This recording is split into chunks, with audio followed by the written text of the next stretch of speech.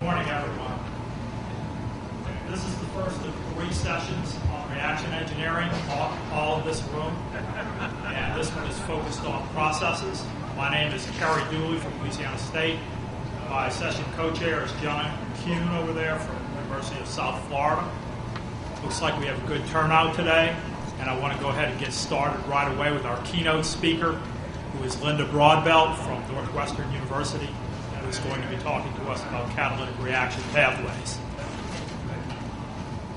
All right, thank you very much. Thank you for the invitation to speak. So I am going to tell you about 2 different stories today where we're using reaction path analysis in order to understand and design pathways for reacting systems. There is some catalysis in here, but you'll have to bear with me through halfway through the talk, and we'll get to where we're going to introduce catalysis. But in the first part of the talk, we're going to talk about pyrolysis chemistry. And so in this case, we're interested in the pyrolytic conversion of biomass and thinking about converting biomass to fuels and chemicals. So this is part of the National Advanced Biofuels Consortium that involves a number of industrial and academic and national lab partners. And our role is really to understand the decomposition of biomass components under pyrolysis conditions and try to manipulate that product distribution for in process design. And so really our role was that there was a large group of people that were looking at different technologies, pyrolysis being one of those, and we wanted to be able to use process design models in order to do economic analysis, in order to down select various technologies and move forward with the most promising. And so fast pyrolysis was one of those. And the state of the design models, process design models, was quite limited in the sense of the kinetic detail that was available for designing, using a kinetic model in a process design. So the status was that there were what you might refer to as lumped models. So biomass decomposes into product classes, very broad product classes, with rate constants that have temperature dependence. But if you were to take this model and try to extrapolate it to individual species, so if we really care about what is in that fuel or chemical mix and try to predict what we might get in terms of individual product yields, the extrapolation potential is very poor. So that's where we came in of wanting to get a mechanistic basis for describing biomass conversion under pyrolysis. So as you are well aware, there are 3 main components of biomass, cellulose, lignin, and hemicellulose, which have various compositions, contributions depending on the biomass source.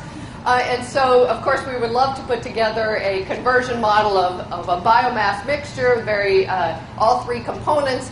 But even lignin is a challenge just to understand what the initial structure is, not to mention trying to decompose it and predict what the products are formed from it. So what I'm going to tell you about today is the one we tackled first, which is cellulose. So at least it's a regular repeat unit, so we know exactly what the initial structure looks like, and now we're going to predict how it decomposes. So we'll start with cellulose. And there's some history then of creating kinetic models in order to describe the decomposition of cellulose. So walking through historically here, starting on the upper left, what you can generally see is that they're getting more and more detailed. So they're adding more species and adding more reactions. And in particular, there's a nice model from the Ramsey group where they looked at cellulose decomposition. So this was about when we started this work of decomposing. And finally, you see some individual molecules here. So at least they are reporting the formation of individual molecules, not just product classes. And in particular, levoglucosan is one of the major, that's basically the monomer of cellulose, and so they predict that as well as a number of different products. However, you can also see that these are stoichiometric coefficients, and so those are assigned for particular conditions. If we want to take this model and then use it at other conditions, then we have to change those stoichiometric coefficients. So this is basically what we wanted to improve upon. Fortunately, as part of NABC, we had a collaborator who was thinking very much like we were. That is, well, if we want to understand pyrolysis chemistry, we have to understand all the different species and predict all the different pathways to various species. But we need experimental data of the same caliber in order to validate the model and test its predictions. And so Brent Shanks at Iowa State was looking at this from an experimental point of view and said, we really need to understand speciation. And so once we got together, we felt like we were thinking similarly and began to then collaborate on the experimental and modeling side. This is the kind of data that Brent's group collects. So this would be an example, I think this is 500 degrees C, of all of the different products under micropyrolysis conditions. So this is very fast pyrolysis, small samples. And you can see the various products that are formed.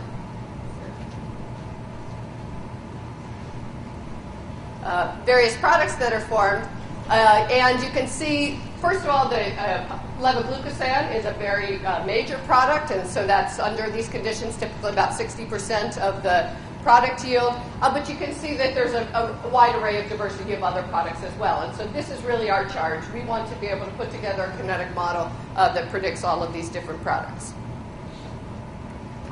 So levoglucosan is a major product, so let's start there. Let's even just try to put together a mechanistic basis for the formation of levoglucosan. When we started looking into this, there were a lot of postulates about how levoglucosan can be formed from cellulose, and they go along with what you might expect for pyrolysis chemistry. So hydrocarbon pyrolysis is replete with free radical chemistry, and so that would seem like a reasonable starting point. So there have been postulates that said that you take a cellulose chain, so this is a long cellulose chain, that you can break it via glycosidic bond fission, form some radicals, and then through some various radical rearrangements, you can form the monomer levoglucosan. However, if you draw your electrons and try to actually move do the free radical kinetic chain, you see that very quickly you cannot recover that sort of depolymerization chemistry in a mechanistic fashion using free radicals.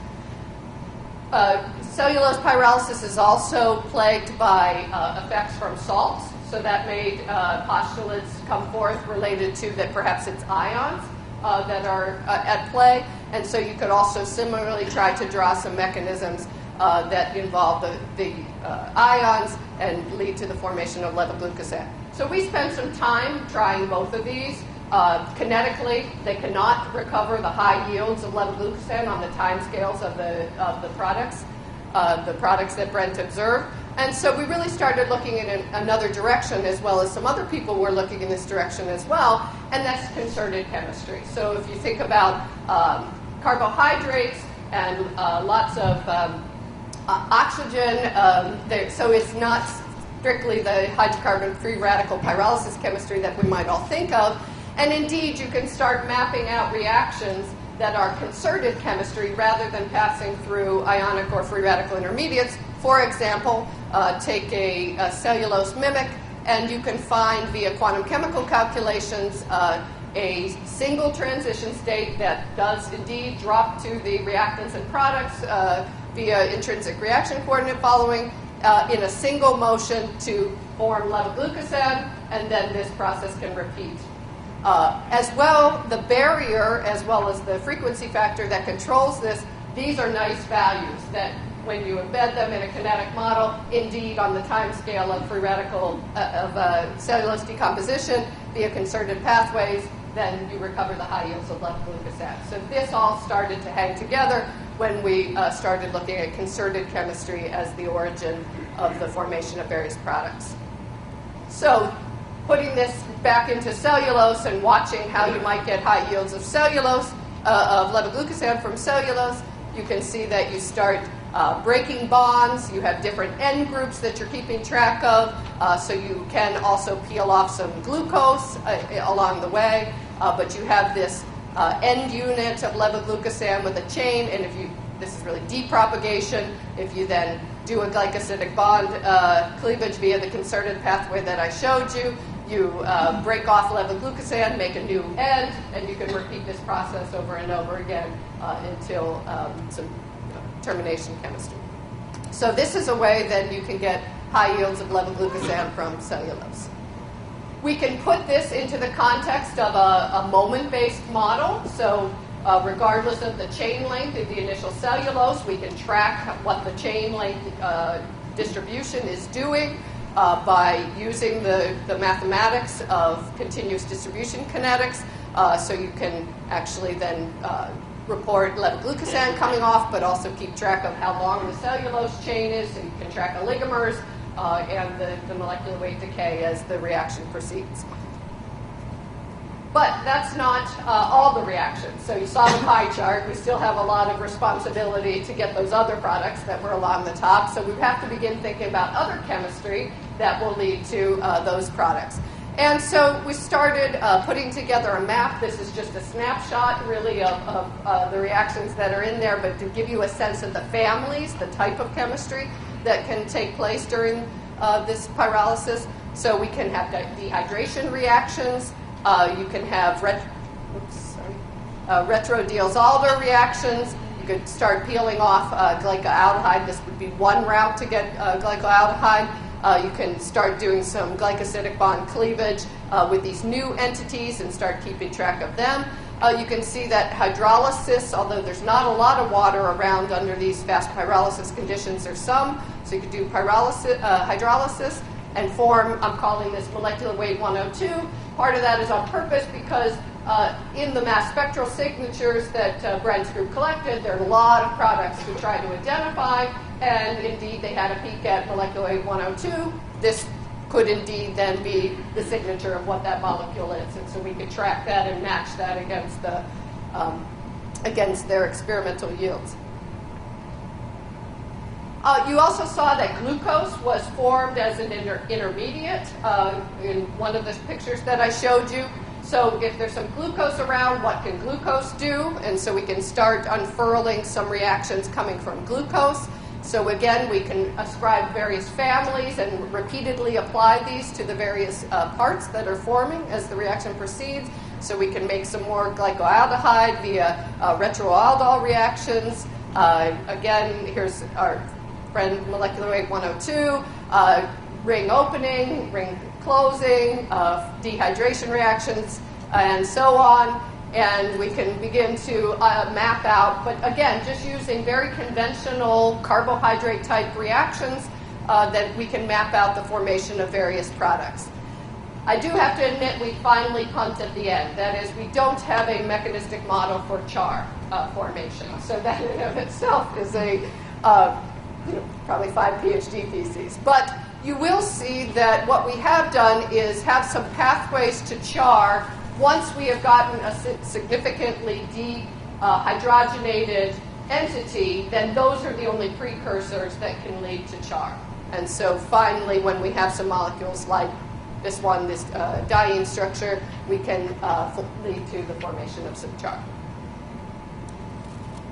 So this is really a snapshot of the things that glucose can do, but it's not a comprehensive list. And then embedded on top of this is all the various things that the cellulose chains can do and the different ends that are forming. And so we keep track of left and right are arbitrary labels here, but you can keep track of what's on the left, what's on the right, and you can see the levoglucosan-like end, the glucose-like end. Keep track of what's happening in the middle of the chain, and put this together then in a detailed model where we're tracking 53 different species, but the moments of the chain-based species as well, so they're more differential equations than just 53, participating in 137 different reactions. So keeping track of all of that. This is the continuous distribution kinetics formalism, and so that what I want to stress here is that we're not just starting with a chain and breaking it into small molecules. We're watching what happens to the molecular weight of the chains, and so again, we're mapping as the molecular weight decays. You can track what the various oligomers are that are forming.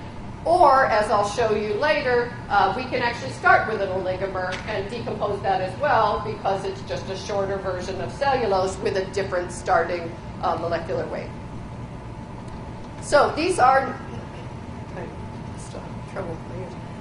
these are the results. Now, this is a prediction from the model. So we put that all together. We decided on the mechanistic chemistry, the rate coefficients for the different reactions, and then we look at what the model predicts. So I'll orient you. So this is all model results, no experimental results on this slide.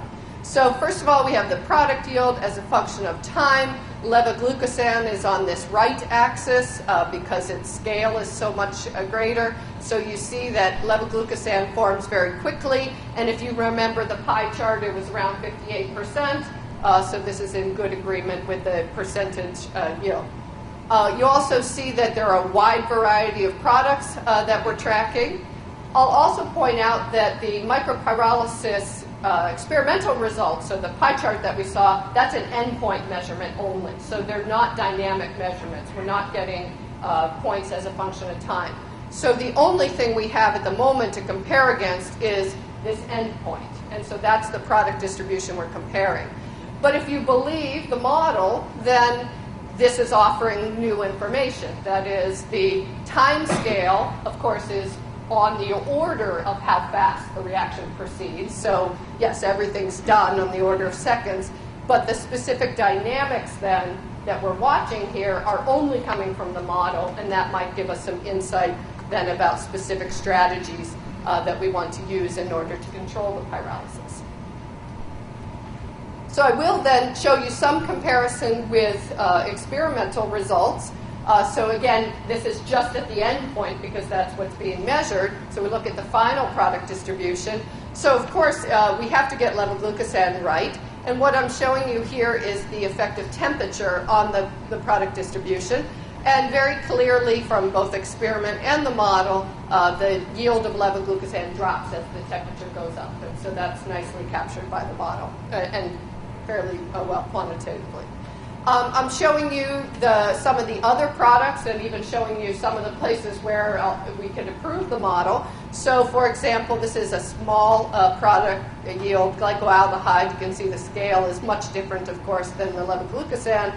And you can see that we're doing a good job capturing the trend of the formation of glycoaldehyde, but surely missing here at the highest temperatures. And so we postulate here that there might be some secondary reactions that are going on at these higher temperatures. So the micropyrolysis is you're sweeping very quickly out, not much time for anything to happen in the gas phase, but at these higher temperatures, some of those pathways may be available. So we're looking into that to improve the model. And maybe similarly then in the case of furfural. But in general, we're able to capture the trends of these products and some others that are available in the paper that show that we're able to capture it as a function of temperature.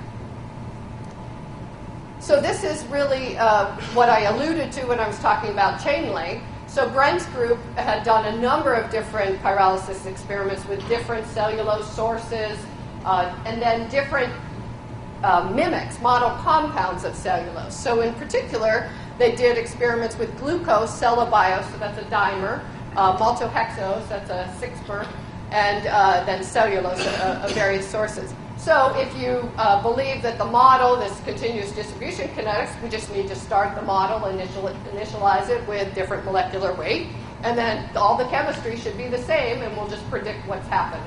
So that's what I'm showing you here. So we have a glucose model embedded in the cellulose model, and you can see if we look at the levoglucosan yield, then you can see that we very nicely capture the dependence of levoglucosan formation on the initial molecular weight. And so this is no tuning, just a pure prediction. Just change the initial conditions.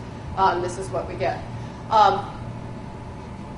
Looking at another product, so 5-hydroxymethylfurfural has a lot of interest as a product, and so you can see that we can also capture the trend for the dependence of 5-HMF yield on the different initial molecular weight. Furfural, we're getting the trend right, not the absolute magnitude, so we need to work on that. And then in general, the char yield, so even though we finally have these yields based on the diene type structures to form char, the model still does a good job of predicting the decline in char formation when cellulose is used compared to glucose. So we're happy with this. Okay, so this is where some catalysis starts. So the inorganic salts that are resident in biomass have a strong effect on the conversion. So what I showed you up to this point is all clean feedstock, so no salts at all. But Brent then started an experimental campaign looking at the effect of the addition, the purposeful addition of salts, on the product distribution.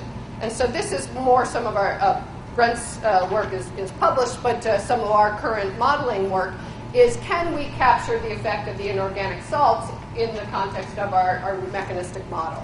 And so just to give you a sense of some of the things that happen, the green is neat cellulose, and then purple and red are various amounts of addition of sodium chloride. And you can see that the effect on levo-glucosandiol is quite dramatic. So when you have salts present, even very tiny amounts, the levo-glucosandiol drops quite significantly. And then you have a commensurate increase in some of the other products, some of the smaller ones, glycoaldehyde, formic acid, and then some minor changes here. So we wanted to begin incorporating this effect into our mechanistic model.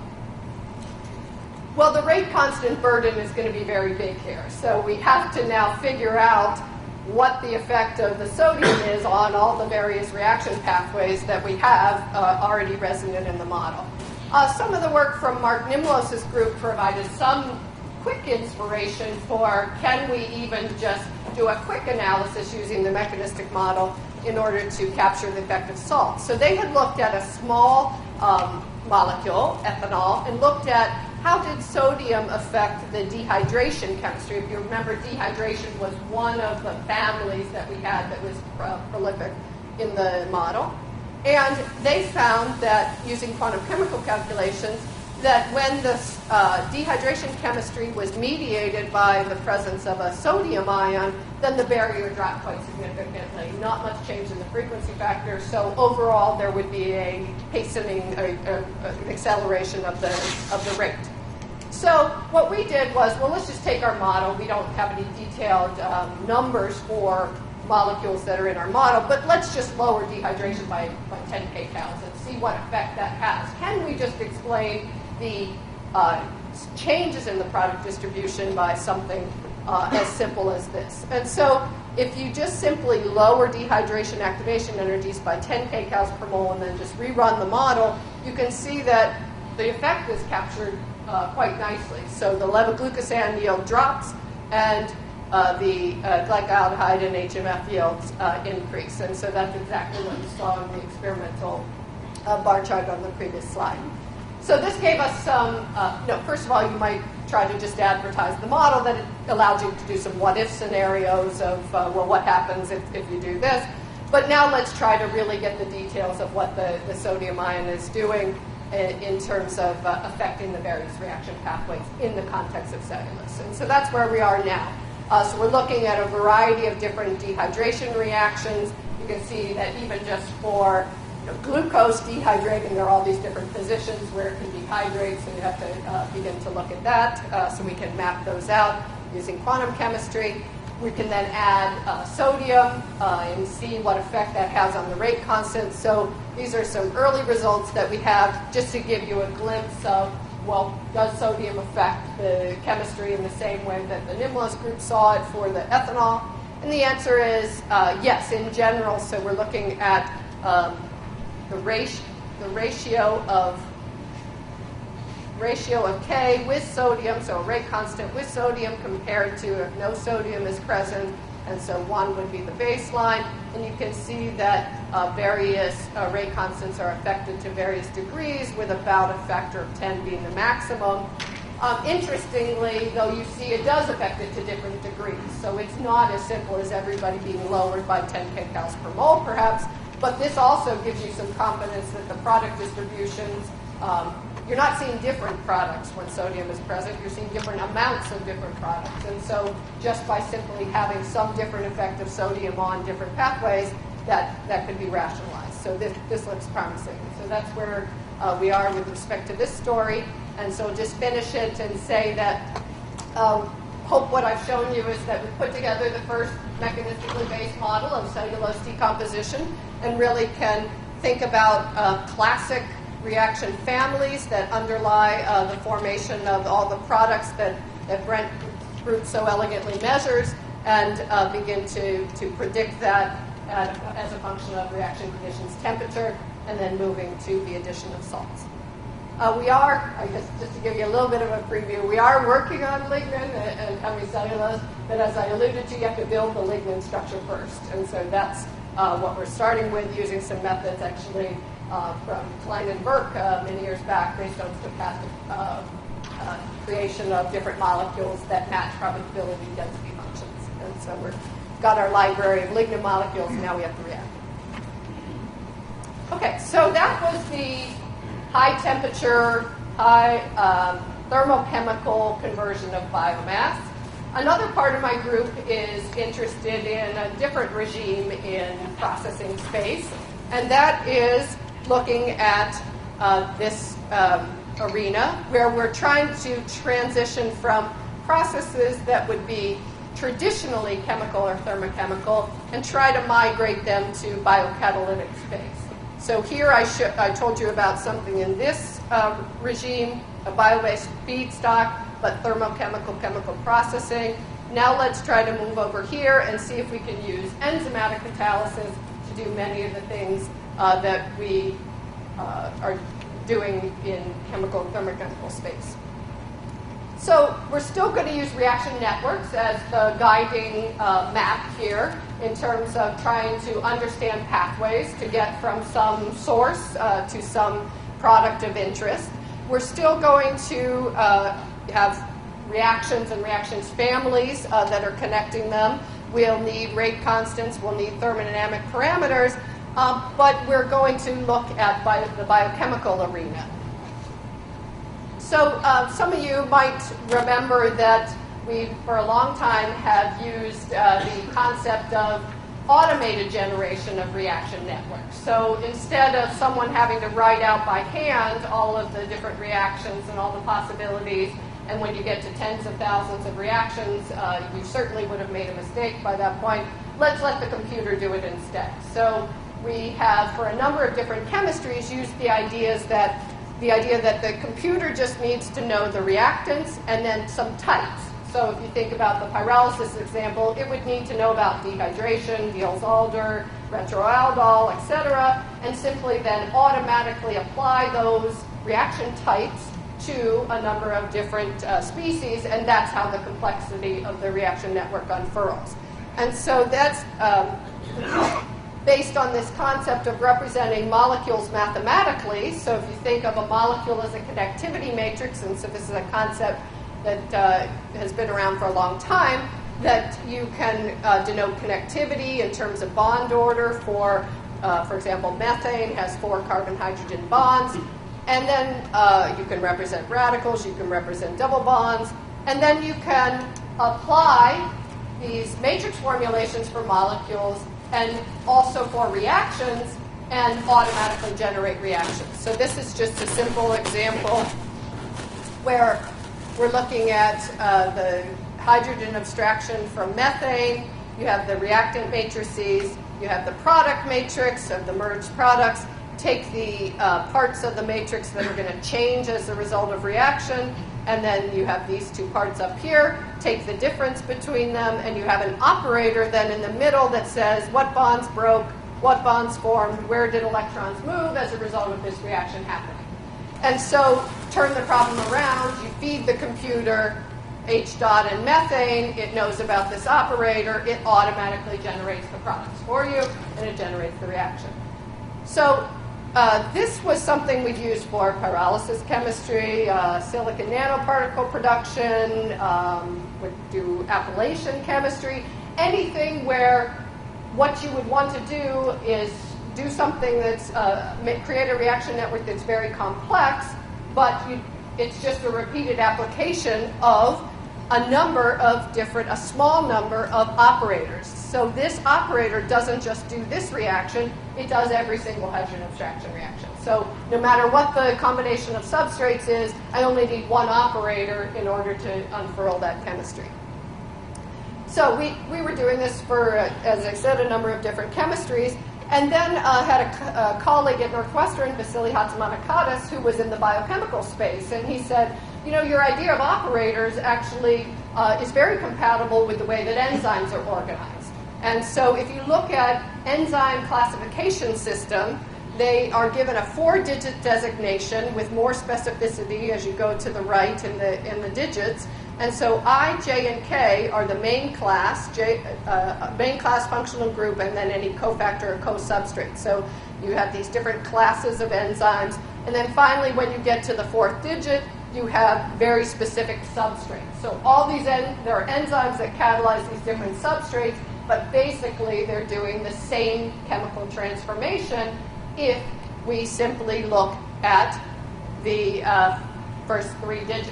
So we can abstract out the substrate, think about the enzyme not caring what the substrate is, and that enzyme action then is encoded in terms of just the first 3 digits, I, J, K.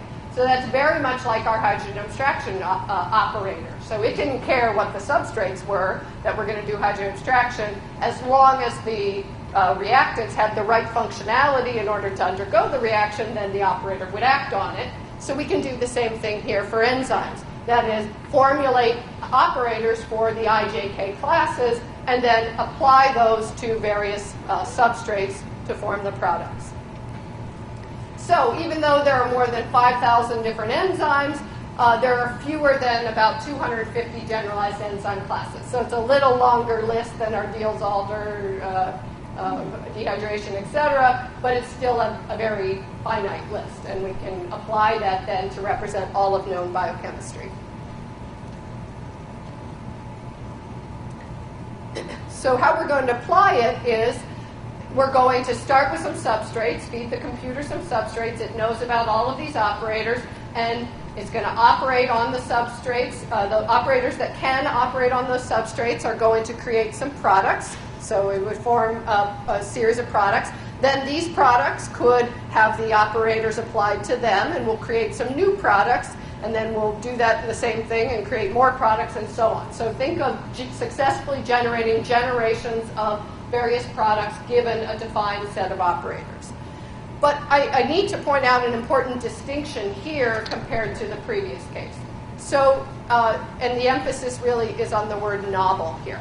That is, in the previous case, we were simply reporting what happens under pyrolysis conditions. So we need to make sure we document everything that the concerted chemistry can do, but we weren't manipulating it or trying to get a new reaction pathway. You know, maybe eventually with a catalyst we will, but we really just wanted to report on what's going on.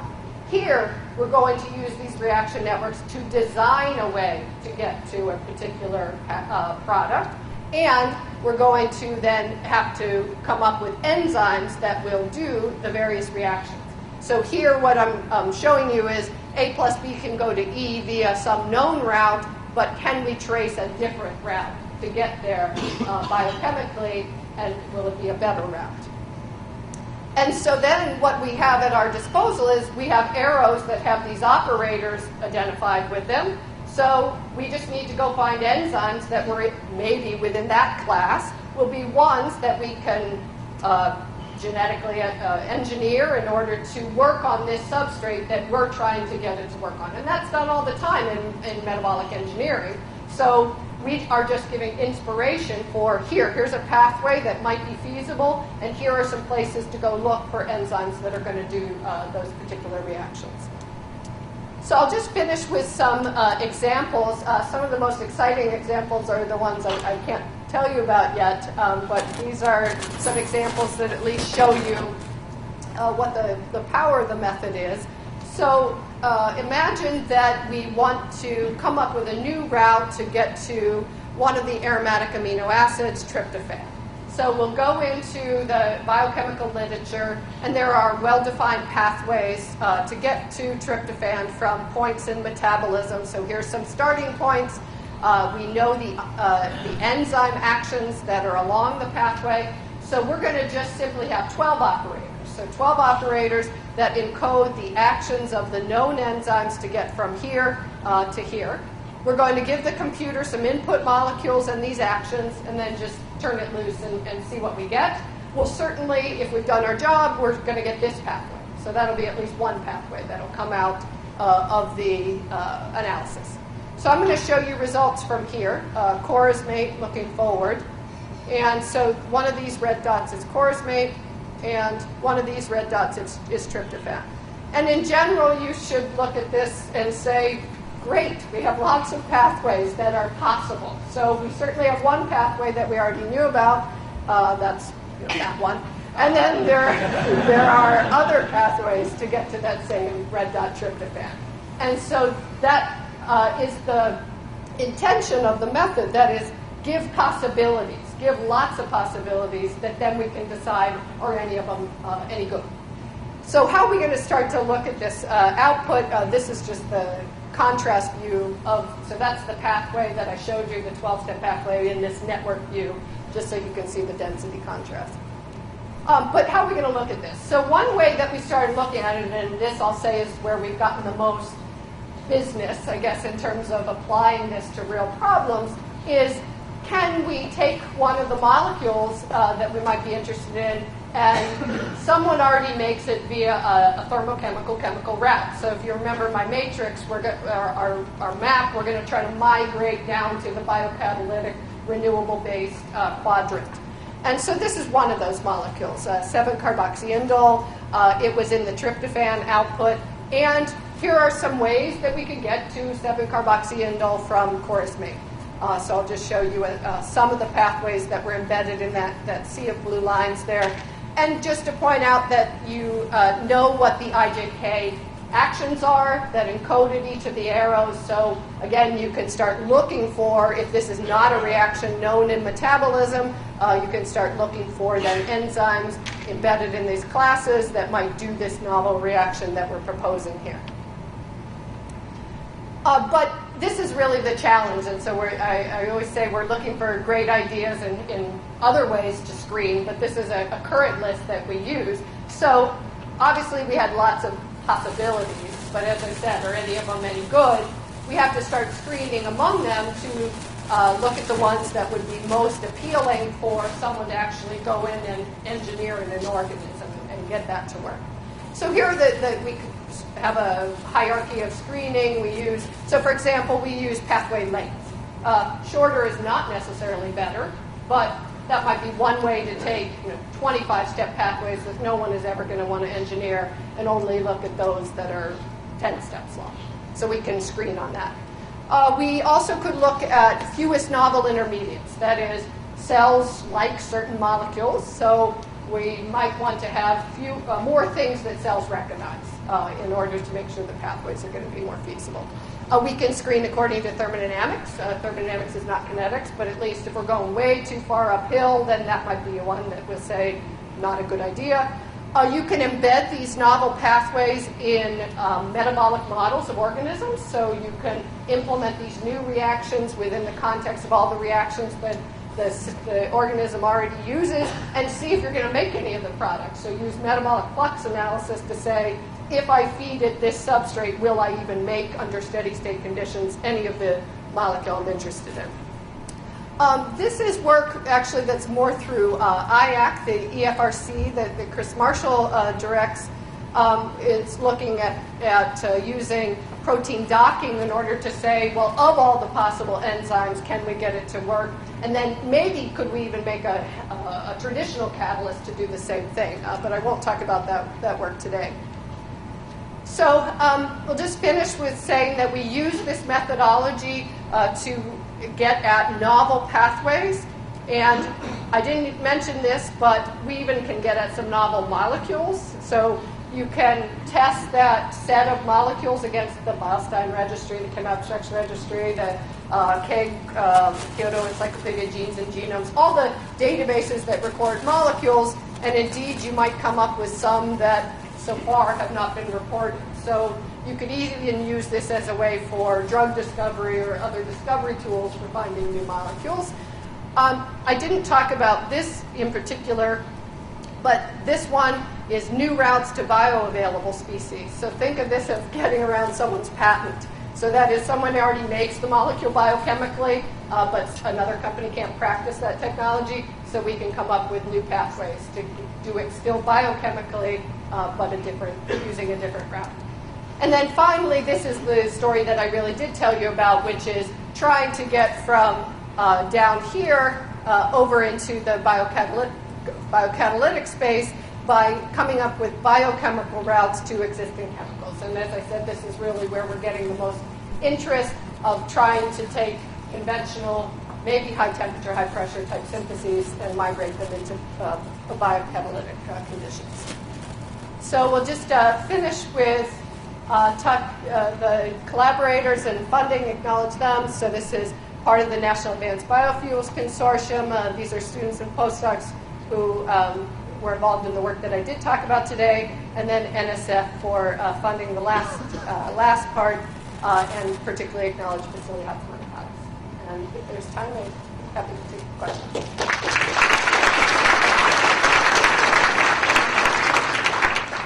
A couple of quick ones. My co-chair would like to.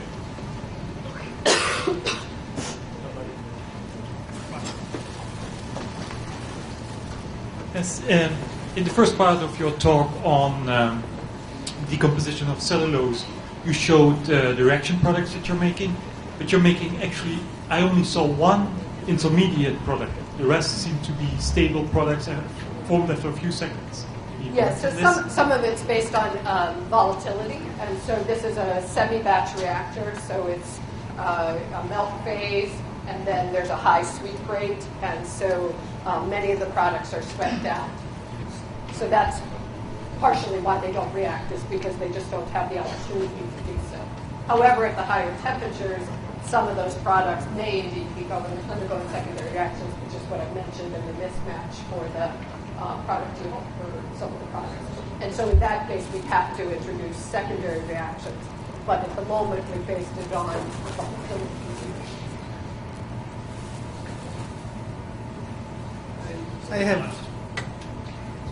I have somewhat of a similar question to a different extent. How well does your model lend itself to reactions at a bigger scale? You were saying that these were carried under a micro reactor. So as you increase the mass or the scale of the system, I would expect secondary reactions to have a higher tendency of occurring. Do you know if does it lend itself to larger scale reactions? So in some cases, there's also the issue of heat and mass transfer limitations. So in this case, under micropyrolysis conditions, we're at conditions where heat and mass transfer limitations are not a problem. And so this would be the intrinsic kinetic portion that you could embed that in a reactor scale model that does take into account heat and mass transfer limitations, and then whether there'd be any secondary reactions. So those would all have to be put together, but under these conditions. Okay, let's move on. Our next speaker is